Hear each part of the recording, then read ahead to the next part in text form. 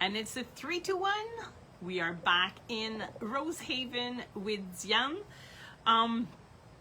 Such a big month of excitement at Rosehaven.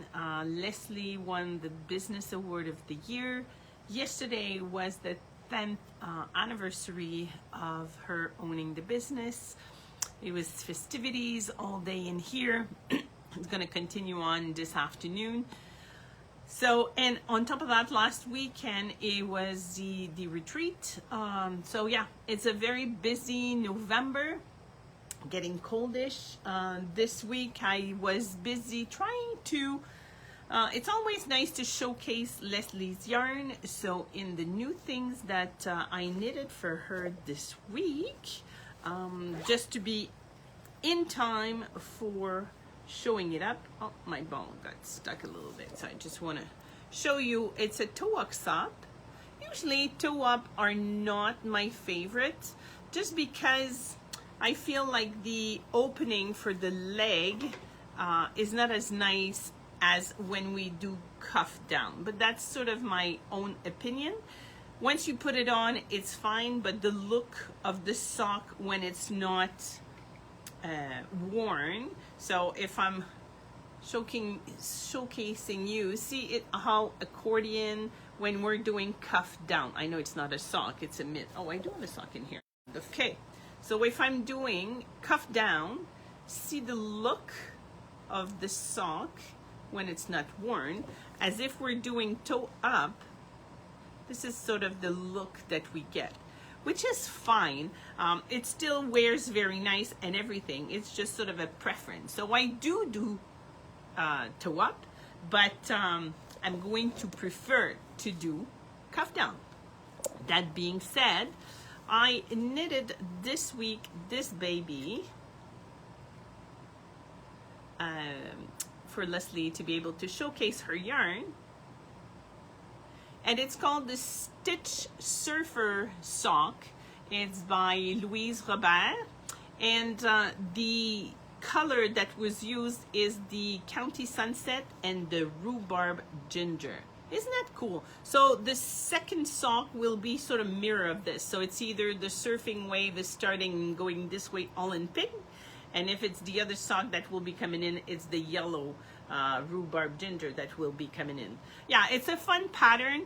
The way that you knit it up, it's funny, my yarn sort of got stuck to the inside, which is funny because I was knitting those last night. Oh, here it is. Okay, it was just sort of a small catch. Okay, so the way that we knit these guys up, like I said, it's toe up. And that was one of the workshop that I gave last weekend, was on different cast on. So this is the Duty Magic cast on, which starts from the toe, and then we just knit up. So the way that this works is we're going with the color to the center of the other side, crisscrossing, going back, and then we knit the inside. So it's sort of a 2 round, so there's a crisscrossing happening twice, which gives the effect that we have here, changing, and on the other side. It's a very cool, it's a cool pattern to knit, I've got to admit. So that's why I was part of a sock club in the 2010-12-ish, and that was one of the month that that came out with that pattern. So, but now it's available. Everybody can get it on Ravelry, which is the Stitch Surfer Sock. Super, super cool. I'm going to add new classes onto the website. One of them being this gorgeous shawl. So it's Jamie the Fox. I'm trying to fold it in so you'll see. So it's going to be this guy. So Jamie the Fox is going to be born pretty soon. So for the more of orangey part, I will be using the Zero from Fiber Company. And for, instead of the white for the fox portion, I found that this fox would be a little bit dirtier, and I'm going to use Leslie's yarn, which is the one that's got the silk in it. So it's a DK yarn. So I'm going to mix sport and DK together, which the sport, as you know, it's just a tiny bit smaller, but because it's going to come at the bottom here, I think it's going to be just lovely. This one will be sort of furry-ish, so the fox will have a little bit of texture, and yeah, so it can be worn from the front or worn from the back. It's a cute one. So it's just doing duplicate stitch on top for the eyes, and a little bit of color work or intarsia, depending the way you want to apply it. So one other pattern that I will be putting on the website is going to be this beauty. I did see it worn, or was it in construction? Well, there was both actually. It's absolutely stunning. It's mosaic work, meaning that it's a combination of slipping stitches and knitting them. And the other one that was super pretty is this little guy. It's called, oh, so I should have said this one is same but different, and this one is Conversation Shawl. That was another beauty that I saw that I want to put on. There's a new, going through my patterns here, there's a new sweater also. It's called the Alanis, that we'll be doing in the new year. I don't think we'll start them right away. We'll wait till January, but it's going to give me time to put them up and, you know, hunt and look at the pattern and see what's happening and all of that jazz. This week we did on Thursday started socks. So anytime socks are good to be casted on, let me just grab, oh yeah, that's right, I did wanted to show you that.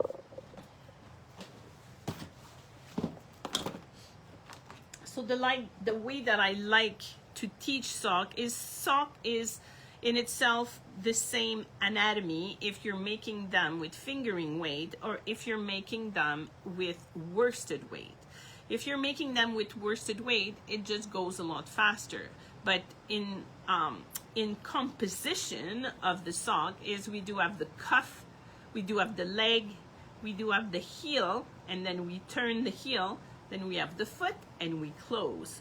So it's the same anatomy if you're doing one or the other. But like I said, if you're doing worsted weight, is a lot faster. So in a class setting, normally in three classes, you can learn how to make a sock. It goes a lot faster because you're doing about 12 rows of rib, 12 rows of leg, then we're turning, and then you're doing your foot, and then we're closing up. So it's a good way to learn, and after that you can go to smaller needle and go into these baby, because these baby take about, well, for me it's about 8 hours to knit one sock in the fingering weight, and that's without pattern on it or stuff like that, right? It's just sort of straight knitting, as these guys goes a lot faster. So I do have a student that started on Thursday, but this is sort of a in Christmas period, people would like to know and learn how to knit socks. So socks are sort of on all the time, because my setting is sort of the same recipe that you guys come when you are ready, and I'll take you where you're at, and I'll bring you to an end product of what you want to do. Another thing that's going to go on to classes is toys. I did fell in love with this book. I went to BC in August, and I wanted to bring back a souvenir of yarn. Didn't work. The yarn that they had at the store that I visited was sort of big commercial name, and I honestly wanted to get like hand dyed or something more local, and the store that I visited didn't have any. But they did have some They did have Mouche. Mouche is a bear, is a white bear. And so it's this guy here. And Mouche has a lot of friends. So in this book, we do have a pig, a fox, no, a lamb, a wolf, a raccoon, a gorilla, and we do have a donkey. So donkey is the one that I'd like to venture in the new year, and he is such a cutie. And these animals are one piece in the sense that you're not making arms, leaving them alone, and then making the body, leaving them alone, making the head, right? Like, and then you need to sew everything, and when you sew everything, it sort of never fits, and it's never, yeah, it's just, so this is, you're starting with the nose, and then you're building from that. So it's a seamless one. So it's creating a little bit like when I got in love with Sarah Gnome, that it's a one pass. It's not adding on and then sewing tiny little thing that it's too hard to sew anyway. So yeah, so these guys will be coming up, and if people are interested, and let's say like they don't want the horse, which I think he's gorgeous. Oh, I can show you everybody because at the beginning, but look at that. So we've got the horse, we've got the sheep, and we've got the bear. Even the sheep, see the jacket that she's wearing? I think she just made a gorgeous job in putting to life these characters. So there's Hazel the squirrel. This way is better. Here we go. We've got, yeah, and there is sort of a description of who they are, what's their personality. So that's Forrest, that lives in Alaska, and he's got little horns. Obviously, I don't have a little camera, but it's all small accessories that we can borrow from Barbie or Ken. Or so this is the wolf that is a mailman, and he has his little satchel with mail inside, but they are dressed, so he does wear a sweater and pants. This is the black cat, Giorgio, and this is, oops, this way. Yeah, I think this guy is so cute. I think they're all cute, don't get me wrong. And this is Alphonse. He's the little piglet. Yeah, so sometimes these types of projects, you know, you don't want to venture on your own because it's a lot of time, and you want to make sure. So that was Nana, the duck. You want to make sure that everything works. So to put it in a class format, this way we can do it together and you'll get to an end project. So that was Dodo and Mimosa. There's Billy.